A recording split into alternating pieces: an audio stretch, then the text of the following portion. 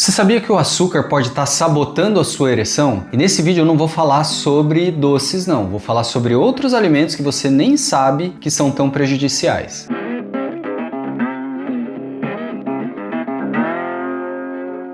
Olá, meu nome é Felipe Vasconcelos, eu sou médico urologista e andrologista. Seja muito bem-vindo aqui ao meu canal Testo Saúde Masculina. No vídeo de hoje eu vou falar para você sobre como o açúcar pode ser prejudicial para a saúde masculina e eu vou te dar algumas estratégias de como melhorar isso. Inclusive eu vou falar sobre alimentos que você consome e que muitas vezes você ainda nem se ligou que eles podem estar elevando a sua glicemia e fazendo com que a sua performance seja pior. É importante que você saiba como que o açúcar funciona para o nosso organismo. O açúcar é uma fonte de energia para as nossas células. O problema é que quando o excesso de açúcar ele se acumula na circulação, ele determina diversas mudanças que são prejudiciais para a nossa saúde. O excesso de açúcar desencadeia um processo chamado de resistência à insulina. Guarda esse nome. Se você não sabe o que é a resistência à insulina, a insulina ela é um hormônio produzido pelo nosso pâncreas e que facilita a entrada do açúcar dentro das nossas células. A resistência insulínica acontece quando a insulina tem uma dificuldade de colocar esse açúcar para o interior das células. E esse acúmulo de açúcar na nossa circulação vai trazer alguns malefícios relacionados à própria circulação. Isso dificulta a circulação, o que já piora as nossas ereções, já que nós precisamos de sangue chegando para o pênis, portanto o excesso de açúcar piora isso, mas não é só isso que acontece. O aumento do açúcar vai levar, por exemplo, ao aumento do peso, à obesidade. Vai determinar também problemas cardiovasculares, como o AVC, como o infarto. Então o aumento do açúcar é extremamente prejudicial para a nossa saúde e a gente precisa combater isso com a nossa alimentação. O ponto que eu queria chegar inicialmente nesse vídeo é que às vezes você está consumindo alguns alimentos que você ainda nem se tocou que eles elevam a nossa glicemia. Às vezes tem gente que chega no consultório e fala assim, poxa, mas eu nem como mais doce, eu não como mais aquele brigadeiro, doce de leite, enfim, qualquer doce ali que seja uma sobremesa. E às vezes a pessoa não consegue entender que existem outros alimentos que também elevam a nossa glicemia. Existem alimentos, por exemplo, como os carboidratos e que muitas vezes eles não são doces, como por exemplo o arroz que a gente consome aí no almoço, no jantar, bolachas, por exemplo, bolacha de água e sal. Quem vai imaginar que a bolacha de água e sal ela contém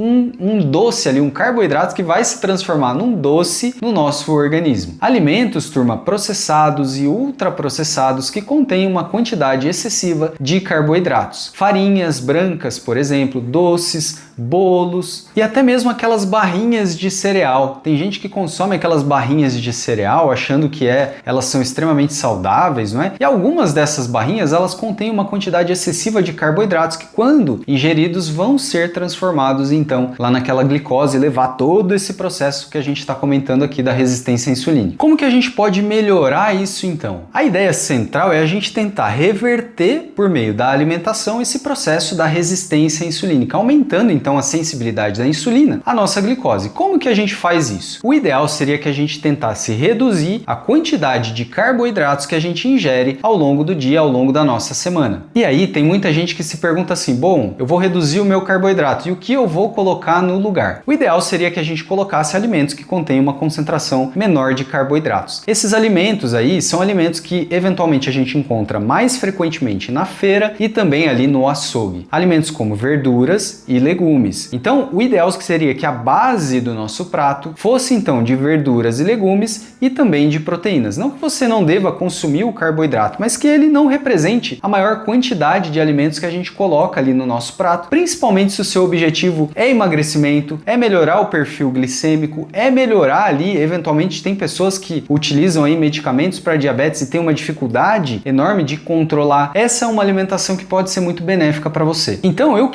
não queria que ninguém aqui se tornasse drástico, fizesse mudanças drásticas do dia para a noite. Eu queria que você começasse a pensar a respeito dos alimentos que você anda colocando aí no seu prato e começasse a tentar modificar esses alimentos. O ideal seria você colocar então mais verduras, legumes, coloca mais mais brócolis, coloca mais couve-flor, coloca mais tomate, abobrinha, alimentos que são ricos aí em diversas vitaminas e nutrientes para o nosso organismo e que tem uma concentração menor de carboidratos. Comece a utilizar gorduras melhores, como por exemplo o azeite de oliva. Comece a utilizar, por exemplo, o abacate, que é uma excelente fruta e você pode utilizar ele, como por exemplo no café da manhã, eventualmente num lanche, e tente substituir essas farinhas brancas que a gente consome. Tenta utilizar uma farinha integral, tenta utilizar eventualmente uma farinha de aveia também. O ponto é que se a gente começar a reconhecer que o carboidrato ele está em excesso na nossa dieta, isso vai fazer com que haja uma mudança metabólica no nosso organismo que vai favorecer a perda de peso, se esse é o seu interesse, uma melhora